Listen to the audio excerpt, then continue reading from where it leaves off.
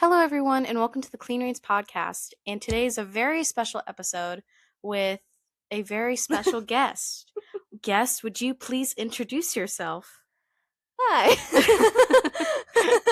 My name is Samantha, and I'm here because my best friend Izzy asked me to be. Because I strapped her down and made her come. Yep. No, actually, I am here to interview Samantha, or Yep. she is here for me to interview her. So, Samantha De Alba wrote a book. Yep. And what is that book called? It's called brain freeze. Hold on. It's really bad when you write a book and you can't remember the title. Yeah, that is pretty bad. It's called Cougar Gang Mystery at Cadillac Manor. Don't mind the crashing sounds. Those were books. The book survived. Here. And what, pray tell, will you tell us, us listeners who are listening? This is gonna be funny. Would you please tell the listeners and the audience, what is this book about? It's a Christian fiction book mystery series, hopefully. And it's about 3 cougar cousins, hopefully without giving away the story. It's about 3 cougar cousins who, one of them wins a contest to go to an old manor, but when they get there, they discover that there's like this whole mystery entwined with the manor or something. Yeah. And so they want to figure out what happened there, and it turns out that this lady... Am I giving away too much or not? No, you're not. Okay. It's your book. So Okay. You're the author, so okay. you get I won't to, say names, but there's this lady who took in cubs in the manor, and then one day she and all the cubs went missing, and then cubs started disappearing off the street, and so the guy that owns the manor asked them to figure out what happened, and so they spend their whole time there trying to figure out what happened.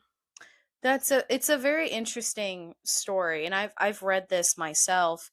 I read one of the drafts that you let me read before it was published. Because you're my best friend, and you'd yell at me if I didn't, so... Yeah, I would, actually. I probably would be coming over to your house at night. Yeah. But... knocking on my window in the night. That's not too far-fetched. Yeah. But she gave me an ARC read of her book, and then when it got published, like it is right now, you can go get it on, like, I think Amazon, right? Amazon, it might be on Barnes & Noble, but the publishing... The website. Yeah, the website. Just the website, not in store. But the company that we worked with wasn't very specific with that. A little bit weird, yes. But that's all right. We'll get that later. We'll get to that later. A little tidbit. But yeah, it is a very, very interesting story and unique one as well. Thank you. Is there any, like, I don't know if you may not know this off the top of your head, and if you don't know, that's fine. It's probably at the bottom of my head. Maybe at the very depths, like in the depths, like all the way in my feet. It's not even in my head; it's in my feet. Is there like a scripture that like best fits with your book? Do you not like? I can't think of one. I can't think of where it is, but I'd say when Jesus says, I know it's in the Gospels, it's in the Bible somewhere, but where Jesus said, "Let the little children come to me, for such are the kingdom of heaven." I think, hopefully, that fits my book. I agree. That actually is a really great scripture. I love that one as well. I forget what it is, though. Yeah, that's fine. You know what? Honestly, if you remember the scripture and you forget like where to find it, I know it's out there. You remember the scripture itself and not the placement. Yeah. But the man is made of cheese. That's not in the Bible. So where did that come from? I don't know. An example of what's not in the Bible. Next question. Okay. Next question is, how long have you been writing this book? Because I know, at least, like, say, like, how long did it take for you to write the first draft? Maybe a year, because I Year. wrote it when I was maybe 11. Oh, So, you did. Yeah. but then like 12, 13, 12 all the way to 13, like revising it. So maybe about a Mhm. year or so. A year. Okay. Yeah. Yeah, that's a pretty long while. Although like I think it takes that long like on average to at least for me to try to write like a first draft of a novel. And Mhm. it like the first draft is always like really difficult. It's like, okay, what do I do? I'm doing this from scratch. There's nothing I can point to except for myself. But yeah, that's very interesting. Um, what inspired you to write this story? Because it's a very unique one. I really like it because it's like you get to follow like these cougar Mhm. like people. Well, part of it was from something by a pastor named Chuck Swindoll. Mm-hmm. He makes, not him personally, but like people in his church make this really great um, audio series called Paws and Tales, and some of my characters were actually based off of that. And then Oh, the main story actually came from the audio series Jonathan Park, where you know what I'm talking I know exactly what you're talking about. about, where the kids never mind. It's based off of an audio series, two Yeah. audio series actually. Yeah, I remember listening to the Jonathan Parks, and Hmm. that's one thing that like when I was like reading the book, for both times, I like it did like feel reminiscent of like listening to the audiobooks as I Hmm. did when I was younger. It that was probably like my favorite part about the book is that it did like remind me of the Jonathan Parks Hmm. series and like listening to the audiobooks. Um, which character from your book do you relate to the most? Do you have like a favorite or are they all like Mm, mutual? I have to say I probably relate to Oh, what are the um three like the three the three main. main characters? I know there's three main characters. The, I do not remember them because I have a I remember. brain. Was it There's one. memory of a gnat? Nat. Yeah, a gnat. A gnat. Okay. There's um probably three, kind of four main characters. Um, there's Pack, the cougar, he's 16 and he is like on fire for the Lord. And then there's Casey, who's kind of not smart. He's on He's the lower end of the yes. intelligence spectrum, if we want to put it sophisticatedly. And then there's their other cousin. They're all cousins. Hmm. Stacy, who's the oldest, and she's very aggressive. um, Anger management issues. yes. Yeah. She's very aggressive and very. She pokes fun at Casey a lot, like Hmm. because he's not very smart, and she kind of pokes fun at him. But then Hmm. the fourth one is the really bad one, Yeah. named Hugh, and is it bad to say that he's my favorite? Samantha likes the bad characters. She likes the unlikable He's my characters. favorite because of I know what's gonna happen later on. No Well, spoilers. well, you know, you Yes. wrote it. So. I know what's gonna happen later on, and I like him. Yeah, that's But great. I don't really relate to him. I more probably relate to Casey. Casey. So Casey, you relate to the most, but Yeah. what was the other name? Hugh. Hugh. Hugh He's is your my favorite. favorite. Yes. Yeah, that makes sense. Like some of the most unlikable characters when like writing something Yeah. can be like, oh, I love them so much because of their character arc. Kind of like Scar and Lion King. Yeah. The only reason I really There's no like him. character arc in Scar though. There's a like, what's the other one? Character unarc, where it's just like bows the other way. Yep. Um, did you okay, this one I'm kind of scared to ask. But did you base any of the characters on people you know in real life? I'm scared about this one. Well, one of them, I think Pack, the one of the main characters, he's kind of based off of one of my cousins. Oh, okay. Named, should I say the name? You can if you want to. Okay. Named Micah. Hi. Hi, Micah. If you're listening to this. I'm sorry. And then I forget who Casey is based off of. I don't think he's based off of anyone I really know. Mm-hmm. Stacy is. You better not say me. I'm not. Okay, good. Because you gave me the side eye for a second. I'm not sure if she's really based off of anyone either. She's kind of like what I thought would like even out the crew. yes, because she's like there has to be one that's all really really smart with God's word, and then one that's not very smart at all, and then one that's kind of temper wise, like that. I will kill everyone. Yeah, pretty much. Let them all burn. And I don't think I based any other characters off of anyone I know. Hugh. Hugh? Hugh. Hugh. I know. Why is it Hugh? Maybe it's because like the spelling, like H-U-G-H. Yeah. At first I thought it was like, Hug. I'm like, Hugh. why is his name Hug? It's not Hug. Okay. Calming down. Like, hold on, deep breathe. Deep breather. Do you have a favorite scene in your book? Because I know like there's like a lot of like there's quite a bit of action for a middle grade book as well. Especially one that has like a mystery or like contemporary. I think my favorite contemporary with cougars. Yeah, I think my favorite part is when the three cousins are looking around and Casey he finds a like spooky path, and so he says, "Hey, look everyone, there's a spooky path and there's trees that look like they're gonna reach out and kill you. Never mind. Let's not go this way." And I'm like, that's me. That is me wholeheartedly. That's probably my favorite scene.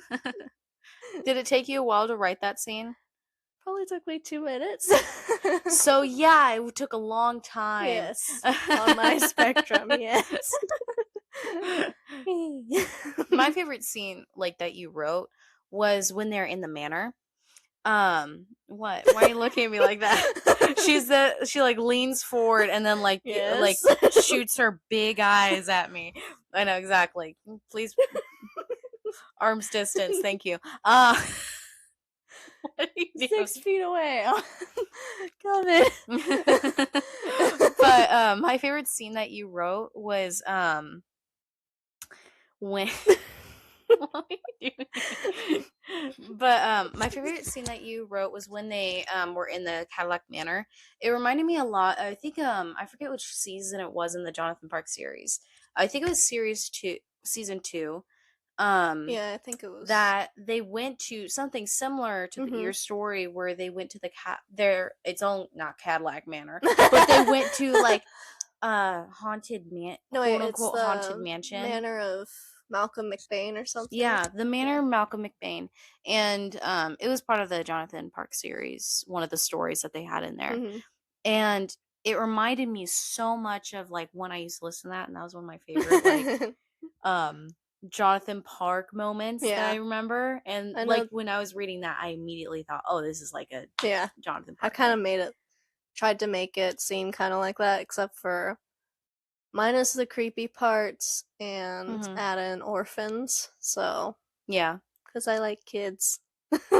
Who doesn't love little rascals that are cougars of any kind? Yep.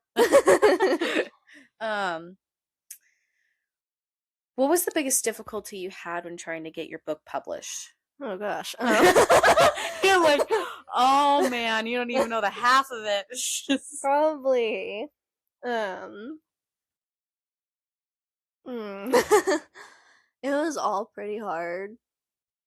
But probably like we have pictures in with the book and we wanted to get them colorized. And so we gave them to the publishing company and they're like, yeah, we could colorize it for you. And then they said, oh no, wait, it'll cost you extra. And we're like, we thought that you said if we did the drawings, which we did, that there wouldn't be any extra, and they're like, yeah, because of all the coloring and the weight of the book and blah blah blah blah blah. And we're That's nice of like, them. and then Thank we you like, for lying to us. and then we went through this whole thing where we're like, trying to color all of the pictures, and we finally got them all colored. And then they're like, oh wait, it's gonna cost you extra, and we're like, we did all that work, and now That is awful. I could that if and so we're that were like, to happen to okay, now me. they're gonna be black and white. Well, in there, the illustrations also they turned out fabulous. They Thanks like, to my uncle that yeah, did that. yeah. Your uncle did that. Did it Yeah. take him a while to do that? It Did took him you? like a couple of months, but we Yeah. didn't actually see the process that he took because he wanted it to be a surprise. No one says anything. You will not see a glimpse of this. Yep, pretty much. It's a good thing that they turned out good then. Yeah. They are really good. Yeah, and they're very cute, and I think they tie in well with the story. You get to visualize it a lot. Um, what did it feel like? And this is a question that I've been waiting to ask you since you got your book published. What did it feel like when you got the notification that your book is now published? Did you get a notification? Did it just like, okay, press send? Was it just like that, and then you like immediately knew like, okay, now it's published? Or well, they had I think Amazon notified us when it got published, and we were like, finally. It was more like a sigh of relief than like jumping up and down having a party. We got it published first, and then we're like, wait, the prices are wrong, and the hardcover isn't in the right position, because there's like the hardcover you see now, it has the author's name on the front. It didn't have that, and it was like really enlarged. The picture was really enlarged, and we're like, wait, what happened? So they had to unpublish it and then redo a whole bunch of things and then republish it. And so by the time it was like republished, we were like, oh man. That oh my goodness. Oh man.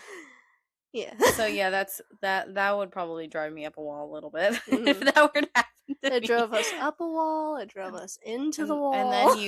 And then you slid back down. And then we slid back down off the cliff of insanity, and we couldn't seem to get back up. In fact, I'm still trying to reach the top. And then this is where the podcast turned a dark turn. Okay, better go on to the next question. Hurry, quick. Are there any books that you would recommend that are similar, or like the Mystery of the Cadillac Manor, that like are similar to it? Are there any? I have a whole bunch of books that I'd recommend, but they're not like the Mystery of Cadillac Manor. Yeah, they don't have to be the exact same, but like, yeah, and I don't think there's any books that are like it, at least that I've read, except for the Boxcar Children. I'm not sure if you've ever heard of them. I think I used to read them when I was a kid, but they're actually really good. They're like cute for like, I'm gonna say 4th grade through maybe 6th grade or so. They're really cute. Yeah, they are really cute. I remember I think reading like 1 or 2 when I was younger. Wasn't super into them, but I remember that they were very sweet, and I liked them. I think that's about the only thing that would come close to. Yeah, even though it's not a fantasy, I one book that reminded me of it, and I think you'll like the sound that I'm about to make to you. The book I'm about to say that is like it is The Green Emperor. It just reminded me like kind of a little bit of the writing and just like the storytelling aspect that reminded me of The Green Emperor, and also the animals that are practically people, or like people, except for they didn't have animals. Like swords, and they're not chopping off heads, and so that'll be a discussion for another time. We'll get to the chopping off heads later in the video. There'll be beheadings today. Is there a movie that you would recommend that is kind of like the Mystery of the Cadillac Manor? No. No. Skip to the next question. we're not really a movie watching family, Yeah, and so that's all right. yeah, I don't think there's any. Yeah, no. You're like, yeah, no. Veggie Tales. I'm just kidding.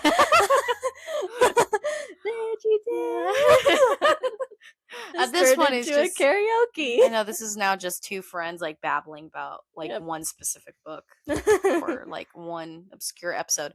Who is your favorite author, or do you have like multiple authors? I like the author of Matthew in the Bible. And there you have it, folks. Okay, fiction, right? Yes, Or fiction. fiction, Okay. or like, well, obviously God's gonna be like your number one Yes. favorite author. But besides that, unless you like, I don't think you read nonfiction books other than like you don't read Not really. not too much. It's No. like very rare, which is fine. But I have a few favorite authors. yeah, list them. I want to hear them. We want to hear them, right, audience? Just say yes. No. I know. Okay. Let's see if I can think of them. So, my probably number one top favorite author is S.D. Smith, the author of Green Ember. He's a really good writer, and I always like seem to go back to his books. Like I'll be like, oh, there's this fantasy book. Oh, there's this one. Nope, I'm going back to the Green Ember.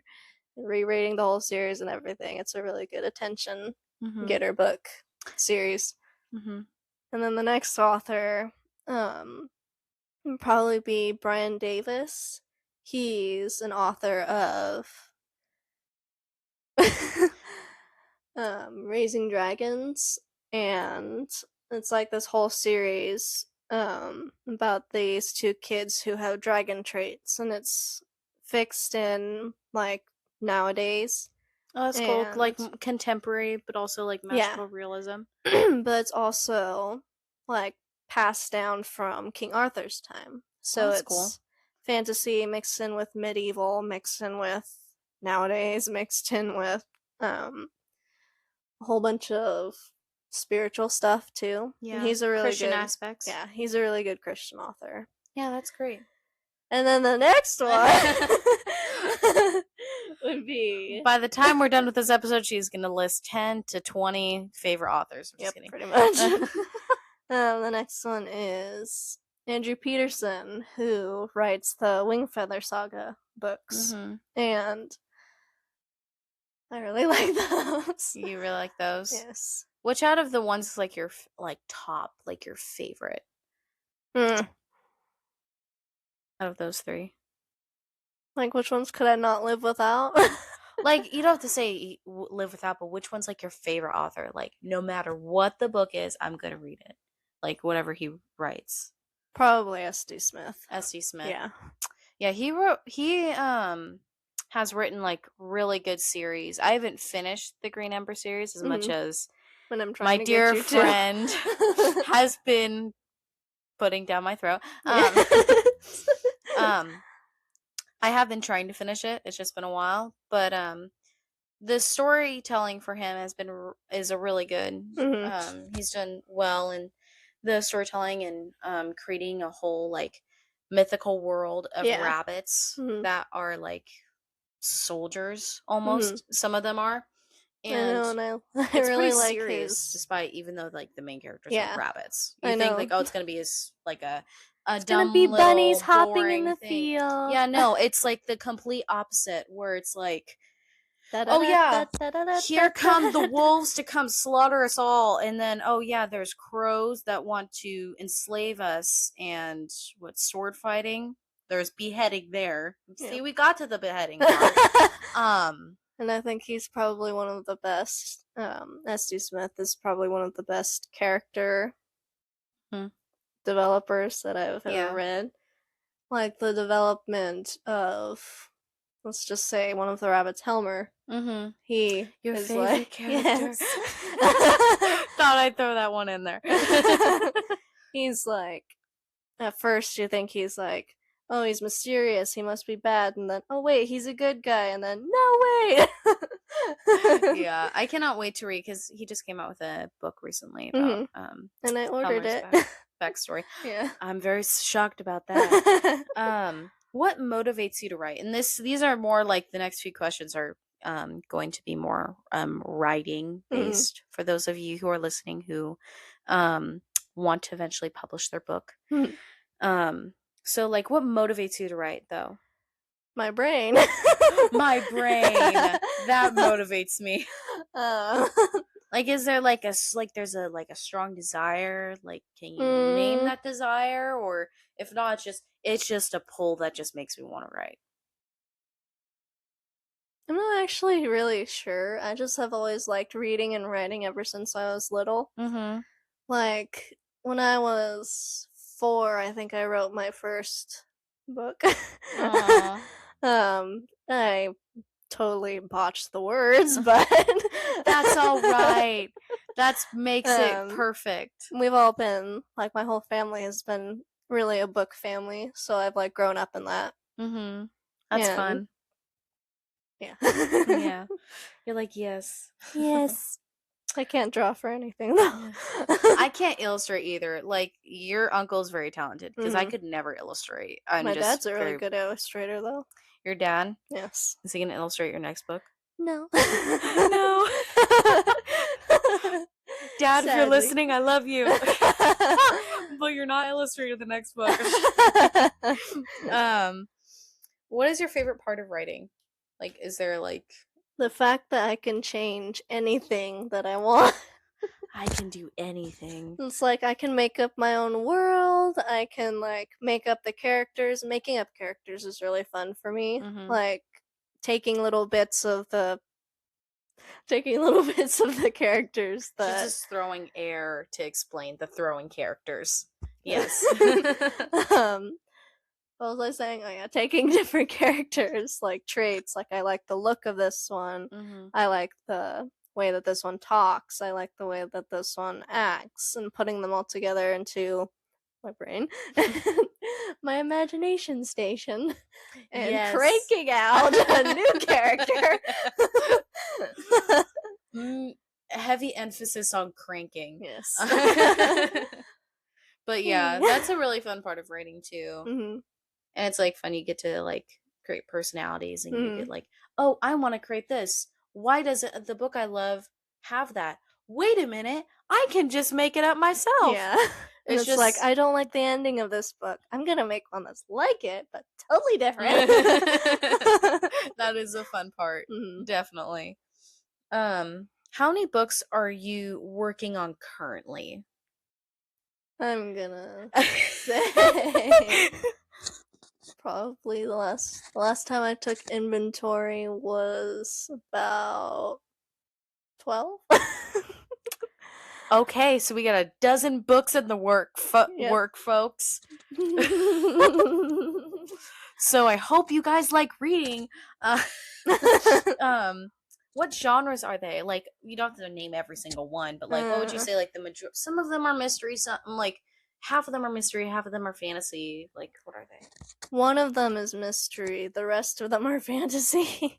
Hey, you know what? If you love fantasy, why not write one? I'm writing more than one. I'm ready. Well, yeah, write a dozen. If you don't like one, if you like fantasy, write a dozen fantasies. Um, what is your number one goal as an author?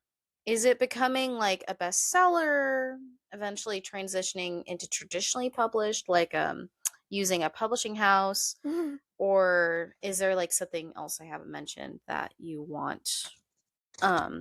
Like, do you want your books to be sold in store, like at a Barnes and Noble? Like you can go to Barnes and Noble and find it, Mhm. or like go to an indie bookstore and you can find your book for sale there. I want to be rich. And No, we found the motivation here, folks. that's not my goal.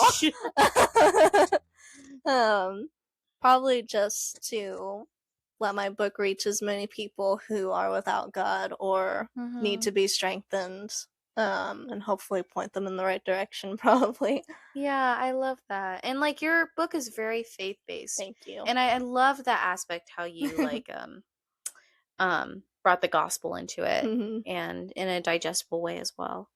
You did a really good job. She made a. If you're wondering what that sound was, that was her like pretending to munch on something. Because I'm hungry. You're always hungry. Yes. If you could co-write a novel or series with someone, who would it be? Probably my best friend that would go nameless, I wonder who that is. who goes by the name of Izzy. Dang it. I think that would be really fun. That's no pressure. That would be fun. I would love to do that with you sometime. That'd be fun. Fantasy or mystery? You pick. That's not how it works. But that would be fun to like write a series with you. A lot of co-writing there. As we turn now into the European side of the listeners. Sorry for my terrible accent. What advice can you give to others who are listening and trying to write and hopefully publish their own book? Good luck. Good luck. That's it. It's hard. Pick the right publishing company and make sure that you have everything that they said in writing. Did they not say?